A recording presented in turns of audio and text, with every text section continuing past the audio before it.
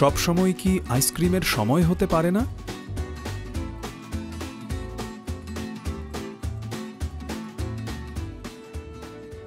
আমি প্রতিদিনই জেলাটো খাই।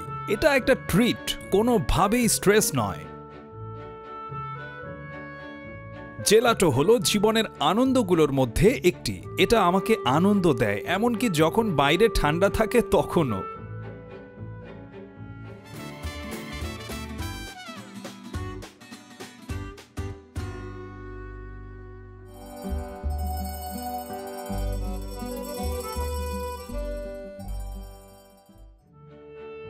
এখানে সান জিমিনিয়ানোতে আমরা প্রায় ৩০ বছর ধরে প্রাকৃতিক উপকরণ থেকে ঐতিহ্যবাহী ইটালিয়ান জেলাটো তৈরি করছি।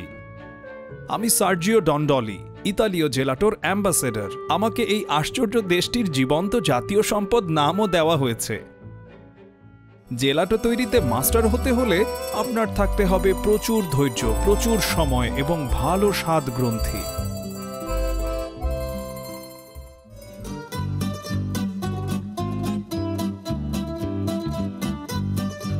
ভালো ইটালিয়ান জেলাটোর বৈশিষ্ট্য কি? উপকরণগুলোর গুণগত মান এবং স্বাভাবিকভাবেই সেগুলোকে সঠিকভাবে প্রক্রিয়াজাত করার সঠিক কৌশল। একটি ভালো জেলাটো পেতে ভালো উপকরণ বেছে নিতে হবে। সিসিলিতে উৎপন্ন পেস্তা, টাস্কানির পাইন নাট কিংবা পিডমন্টের সর্বোৎকৃষ্ট হেজেলনাট এবং অসামান্য জেলাটো তৈরির প্রাথমিক উপকরণসমূহ: একটু বাইন্ডার, একটু লবণ, ডেক্সট্রোজ চিনি, দানাদার চিনি, স্কিম মিল্ক পাউডার এবং জেলাটোর জন্য দুধ। আমাদের দুধ আসে পাশের একটি খামার থেকে, যেখান থেকে আমি আমার গরুগুলি দত্তক নিয়েছি।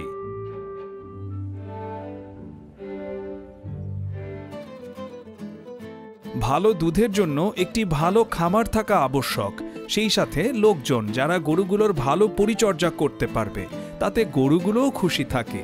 দুধের বিষয়ে বড় পার্থক্যটা হলো যে ৩৩ বছর ধরে আমাদের এই স্টলগুলো আছে, সেই পুরো সময়ের মধ্যে আমরা কখনোই গরুগুলোকে অ্যান্টিবায়োটিক দেইনি। আমি ফ্যাবিও অ্যালবার্টি এবং এটি আমার খামার পোজো ক্যাম্পোর বিয়ানো, যেখানে আমরা ১৯৮৮ সাল থেকে দুধ উৎপাদনকারী গরু পালন করে আসছি। গরুগুলোর খাদ্যাভ্যাস অন্য অর্গানিক খামারগুলোর থেকে বেশি কড়াকড়ি। এই যেমন ঘাস, একটু বার্লি এবং শাকসবজি।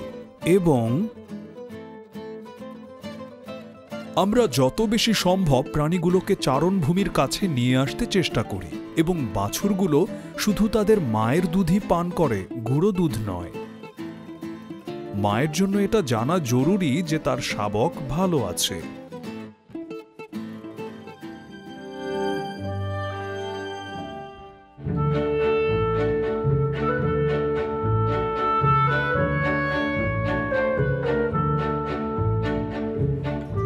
এই আইসক্রিম মেকার মেশিনটি একটি বাদ্যযন্ত্র।